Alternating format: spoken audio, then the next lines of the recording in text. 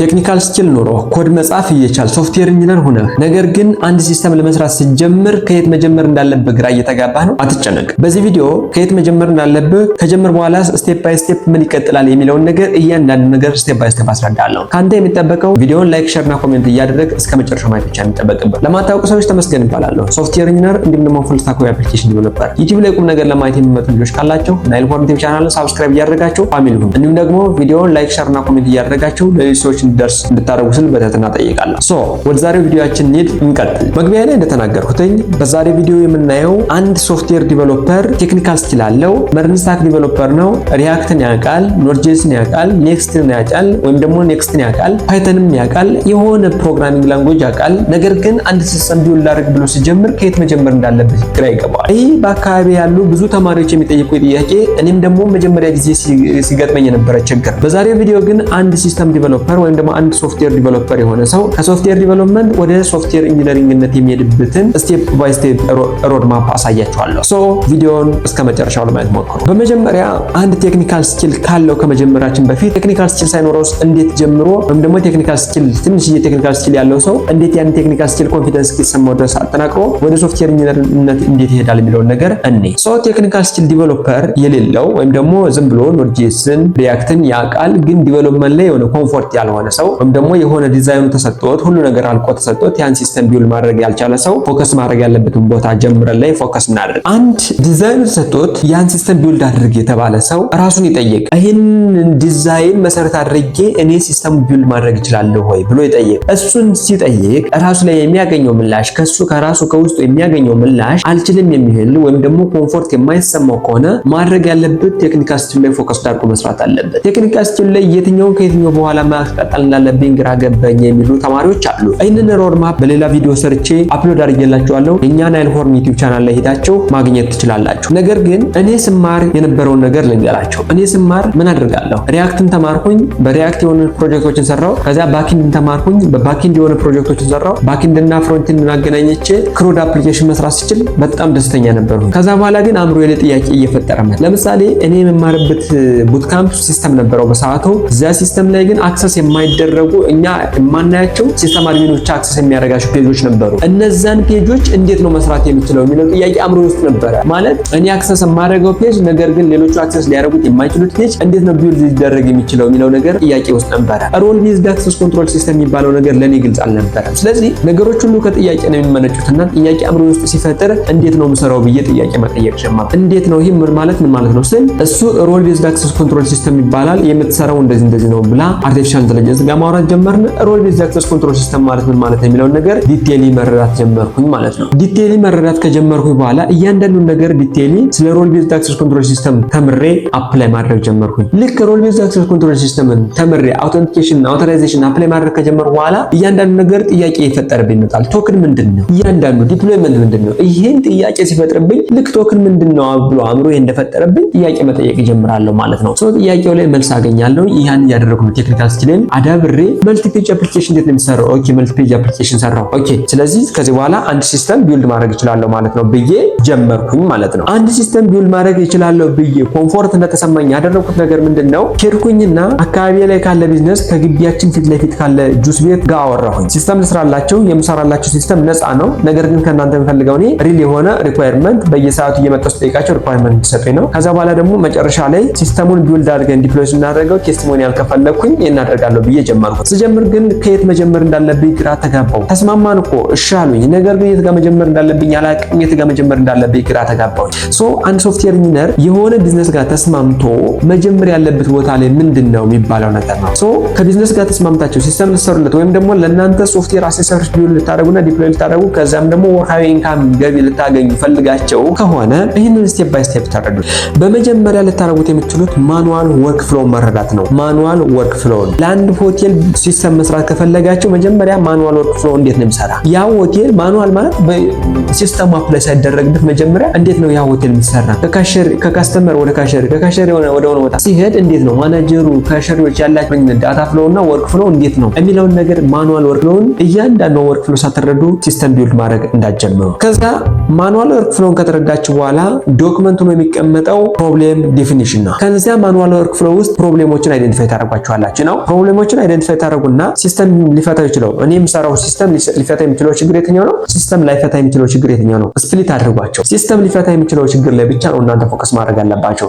ምክንያቱም ብያቃለሁ እናንተ ሶልቭ የምታደርጉት ፕሮብሌም ከሌለ እናንተ የምትጨምሩላችሁ ገቢ ወይም ደግሞ የምትጨምሩላችሁ ሰዓት ከሌለ ሲስተሙን ቢውል ለማድረግ እንዳትሞክሩ። ስለዚህ ምንድነው ማድረግ ያለባችሁ? ፕሮብሌም አይደንቲፋይ ታደርጋላችሁ። የኔ ሲስተም እኔ የምሰራው ሲስተም ሶልቭ ሊያደርግ የሚችለው ፕሮብሌም የትኛው ነው የሚለውን ነገር አይደንቲፋይ ታደርጋላችሁ። ያንን ነገር አይደንቲፋይ ካደረጋችሁ በኋላ ቀጥል ታደርጉት የምትችሉት ነገር ምንድነው? አክተሩን ሊስት ታደርጋላችሁ። ሶስተኛ ላይ አሁን ማኑዋል ወርክ ፍሎ፣ ከዛ ፕሮብሌም ዲፊኒሽን ደግሞ ፕሮብሌም አይደንቲፊኬሽን፣ ከዛ በኋላ ሶስተኛ ላይ አክተር ሊስት ታደርጋላችሁ። ያን ሲስተም ሊጠቀሙ የሚችሉ አክተሮች ማን ናቸው? ሌላ ሲስተምም እናንተ የምትሰሩትን ሲስተም ሊጠቀም ይችላል። አክተር ማለት እሱ ነው። ሰዎችም እናንተ ሲስተም አድሚኑ ሊሆን ይችላል፣ ካሸሪው ሊሆን ይችላል። ለምሳሌ እንደ ሆቴል ስንመጣ እንዲሁም ደግሞ ሪሴፕሽኑ ሊሆን ይችላል። እያንዳንዱ አክተር ማን ናቸው? አክተሩን ሊስት ታደርጋላችሁ። አክተሩ እንግዲህ ማለት ሲስተሙን ለመስራት የሚሳተፈው ሰው ሳይሆን ሲስተሙን የሚጠቀመው ሰው። ሲስተሙን የሚጠቀሙ ሰዎች ሎጊን አድርገው ገብተው የሚጠቀሙ ሰዎች እያንዳንዳቸው ማን ናቸው? ካስተመር፣ ካሸሪ፣ ሪሴፕሽን፣ ማናጀር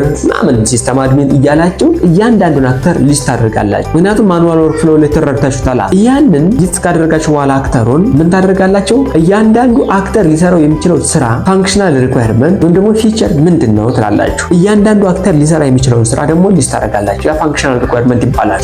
ፋንክሽናል ሪኳየርመንቱን እንደዚህ አጋታ ታገኙታላችሁ። ምን ታደርጋላችሁ? እያንዳንዱ አክተሮችን ሊስት አድርጋችኋቸዋል። ከዛ እያንዳንዱ አክተር ደግሞ ሊሰራ የሚችለው ስራ እዚህ ሲስተም ከገባ በኋላ ሊሰራ የሚችለው ስራ ምንድነው የሚለውን ነገር ሊስት ታደርጋላችሁ። ለምሳሌ ሲስተም አድሚኑ ዩዘሩን ክሬት ያደርጋል፣ ዩዘሩን ዲሌት ያደርጋል፣ ዩዘሩን ኤዲት ማድረግ ይችላል፣ ዩዘሩን እንደዚህ ማድረግ ይችላል፣ ቪው ማድረግ ይችላል ብላችሁ ሊስት ታደርጋላችሁ። ከዛ በኋላ ደግሞ እንደዚህ ማድረግ ይችላል ብላችሁ ሊስት ታደርጉ ትችላላችሁ ማለት ነው። ከዛ እያንዳንዱ አክተር የሚሰራቸውን ስራዎች ወይም ደግሞ ፋንክሽናል ሪኳየርመንቶች ሊስት ካደረጋችሁ በኋላ እዚህ ጋር እነ ፐርፎርማንስ፣ ሪላያቢሊቲ፣ ሜንቴናቢሊቲ የሚሉትን ነገር የፋንክሽናል ሪኳየርመንት እንትኖች ሊስት ማድረጋችሁ እንዳትረሱ አብራችሁ። ነገር ግን ከፋንክሽናሉ ጋር የሚያገናኘው ነገር የለም። ልክ ፋንክሽናል ሪኳየርመንቱን ከጻፋችሁ በኋላ ልክ ፋንክሽናል ሪኳየርመንቱን ካወጣችሁ በኋላ ምን ታደርጋላችሁ? ዩዝ ኬስ ዲያግራም ትሰራላችሁ። ዩዝ ኬስ ዲያግራም ማለት አክተሩንና የአክተሩ የሚሰራውን ስራዎች ማገናኘት መቻል ማለት ነው። ስለዚህ ማን ነው ምን የሚሰራ የሚለውን ነገር ዩዝ ኬስ ዲያግራም ትሰራላችሁ። ዩዝ ኬስ ዲያግራም ከሰራችሁ በኋላ እያንዳንዱ አክተር እያንዳንዷን ፋንክሽናል ሪኳየርመንት እያንዳንዷን ታስክ እያንዳንዷን አክሽን ለመስራት የሚሄድባትን ወርክ ፍሎ ትነድፋላችሁ። አክቲቪቲ ዲያግራም ወይም ደግሞ ወርክ ፍሎ ዲያግራም ይባላል። ያን ወርክ ፍሎ ዲያግራም ወይም ደግሞ አክቲቪቲ ዲያግራም ዲዛይን ሳታደርጉ ስራ እንዳትጀምሩ። ከዛ ቀጣዩ ስራችሁ ምንድነው?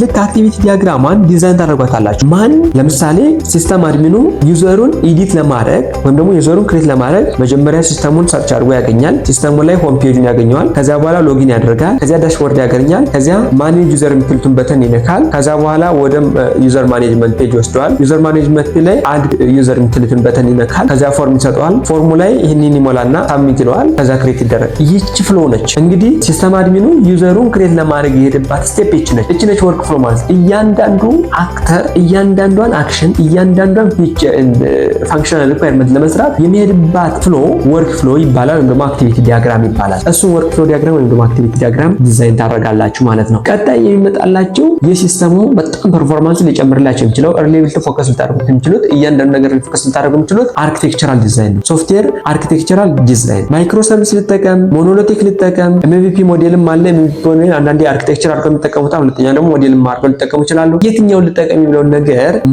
ማሰብ አለባችሁ። አርኪቴክቸራል ዲዛይን ነው ሶፍትዌር አርኪቴክቸራል ዲዛይን። ቀጣይ የሚመጣው እንግዲህ ከወርክ ፍሎ ዲያግራም ቀጥሎ አርኪቴክቸራል ዲዛይኑን ዲዛይን ታደርጋላችሁ ማለት ነው። ከዛ ማድረግ ያለባችሁ ነገር ቀጣዩ ነገር ምንድነው? ዳታቤዝ ዲዛይን ታደርጋላችሁ። ዳታቤዝ ማለት ወደ ዳታቤዝ የሚላኩ ዳታዎችን እንግዲህ ፍሮንት ላይ ታውቋቸዋላችሁ። ስለ ዩዘር ዳታቤዝ ዩዘር የሚባል ዩዘር የሚመዘገብበት ወደዚያ ሲስተም ላይ ዩዘር የሚባል ሞዴል ያስፈልጋል ወይም ደግሞ ዩዘር የሚባል ኮሌክሽን ያስፈልጋል። ዳታቤዝ ዲዛይን ማለት እንግዲህ እያንዳንዱን ኮሌክሽኖች በመጻፍ እያንዳንዱን ኮሌክሽኖች ሊስት በማድረግ እንግዲህ በማይክሮ ሰርቪስ ከሆነ ብዙ ዳታቤዞች ሊያስፈልጉ ይችላሉ። በሞኖሊቲክ አርኪቴክቸር ከሆነ ግን አንድ ዳታቤዝ ነው የሚያስፈልገው። እዛ ዳታቤዝ ውስጥ የሚካተቱ እያንዳንዱን ቴብሎች ሊስት ታደርጋላችሁ። እያንዳንዱ ቴብሎች ደግሞ እርስ በርሳቸው የሚገናኙት በምንድን ነው? እያንዳንዱን ነገር ፕራይመሪ ኬ ወይም ደግሞ ፎሪን ኬ ዲዛይን ታደርጋላችሁ። ያን የምታደርጉ ሞዴሉ ላይ ነው። ሞዴሉ ላይ ሞንጎዲቢ የምትጠቀሙት ተባለ ሞዴል የሚባል ነገር አለ ማለት ነው። ከዛ ዳታቤዙን ዲዛይን ካደረጋችሁ በኋላ እንግዲህ ፍሮንት ኢንድ ላይ ወደ ዳታቤዝ የሚላኩ ነገሮች ታውቃላችሁ። ፍሮንት ኢንድ ላይ ከዳታቤዝ ወጣው ዲስፕሌይ የሚደረጉ ነገሮች ታውቃላችሁ። ለምሳሌ ፕሮዳክት ፔጅ የሚባል ነገር ካለ ፕሮዳክቱ ከዳታቤዝ መጥቶ ነው ዲስፕሌይ የሚደረገው። ፕሮዳክቱ ከዳታቤዝ የሚመጣበትን መንገድ ወይም ደግሞ ዩዘሩ ሎጊን የሚያደርግ ከሆነ ሎጊን ሲያደርግ ዩዘሩ ዳታ ወይም ደግሞ ዩዘር ኔም እና ፓስወርዱ የሚሄድበት መንገድ አለ። ስለዚህ ዳታ ከዳታቤዝ የሚመጣበትና ወደ ዳታቤዝ የሚሄድበት መንገድ ዲዛይን መደረግ አለበት። ያ መንገድ ምን ነው ካላችሁ API ነው። ያችን API እያንዳንዷን API ተጠንቅቃችሁ ዲዛይን ታደርጓሻላችሁ። ሎጊን ለማድረግ በዚህኛው API ትመጣለህ። ሬጂስተር ለማድረግ ዳታ የሚመጣ በዚህኛው API ነው። ፕሮዳክቱ ፌች ለመደረግ በዚህኛው API ነው። ፕሮዳክቱ ክሬት ለመደረግ በዚህኛው API ነው። ፕሮዳክቱ ኤዲት ለመደረግ በዚህኛው API ትሄዳለች። እያንዳንዷን ነገር ደግሞ እያንዳንዷን API ደግሞ ዲዛይን ታደርጋላችሁ ማለት ነው። እስከዚህ ድረስ ያለውን ነገር ፎከስ አድርጋችሁ ማሰብ አለባችሁ። ከዛ ቀጣይ API ዲዛይን ካደረጋችሁ በኋላ ሴኩሪቲን ዲዛይን ታደርጋላችሁ፣ ዲፕሎይመንቱን ዲዛይን ታደርጋላችሁ ማለት ነው። ይሄ ነው። ከዚህ በኋላ ነው ኢምፕሊሜንቴሽን መጀመር ያለባችሁ። ከዚህ በኋላ ከዳታቤዙ ትጀምሩና ዳታቤዝ ሞዴላችሁን ትሰራላችሁ። ከዛ በኋላ ዳታቤዝ ሞዴላችሁን ከሰራችሁ በኋላ አውተንቲኬሽናችሁን ከሰራላችሁ ከዛ ያላችሁ ባክኤንዳችሁን በፖስትማን ተጨረሳችሁ በኋላ ፍሮንቲን ላይ ከዳታቤዝ ፌች መድረግ ያለባችሁ ዳታ እያመጣችሁ ፍሮንቲን ላይ ያገናኛችሁ ሲስተማችሁን ቢልድ ማድረግ ትጀምራላችሁ ማለት ነው። አንዴ ሪቫይዝ ላድርግላችሁ። አንድ ሶፍትዌር ኢንጂነር አንድን ሶፍትዌር ዲቨሎፕ ለማድረግ እኔ ሪሊዝ ሰራ ያየሁት ነገር የምንሄድበት ስቴፕ በመጀመሪያ ማኑዋል ወርክ ፍሎ መረዳት ነው። ሁለተኛ ፕሮብሌም ዲፊኒሽን ወይም ደግሞ ፕሮብሌም አይደንቲፊኬሽን ነው። ሶስተኛ አክተር ሊስት ማድረግ ነው። አራተኛ ፋንክሽናል ሪኳየርመንት እና ነን ፋንክሽናል ሪኳየርመንት ሊስት ማድረግ ነው። አምስተኛ ዩዝ ኬስ ዲያግራም መስራት ነው። ስድስተኛ ወርክ ፍሎ ዲያግራም ወይም ደግሞ አክቲቪቲ ዲያግራም መስራት ነው። ሰባተኛ API አርኪቴክቸራል ሶፍትዌር አርኪቴክቸራል ዲዛይን መስራት ነው። ስምንተኛ ዳታቤዝ ዲዛይን ማድረግ ነው። ዘጠነኛ API ዲዛይን ማድረግ ነው። አስረኛ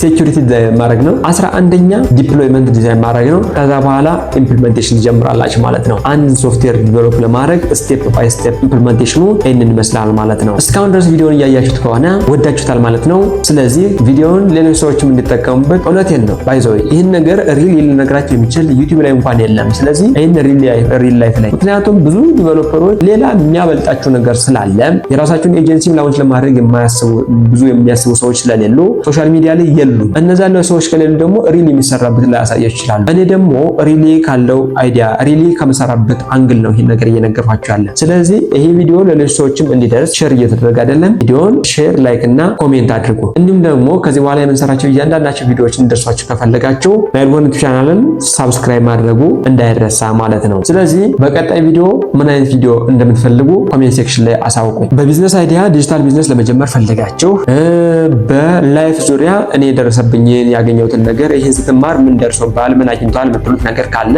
እንዲሁም ደግሞ በቴክኖሎጂ ዙሪያ ደግሞ ይሄን ነገር ልማር አስቤያለሁ የምትሉት ነገር ካለ እያንዳንዱን አይዲያ መጠየቅ ትችላላችሁ። ቪዲዮ አዘጋጅላችኋለሁ። እናንተ የሚጠበቀው ኮሜንት ሴክሽን ላይ ጥያቄያችሁ መሰንዘር ብቻ ነው። እስካሁን ድረስ ስላያችሁት አመሰግናለሁ። በቀጣይ ቪዲዮ እስክንገናኝ ድረስ መልካም ጊዜ፣ መልካም ቆይታ። ባይ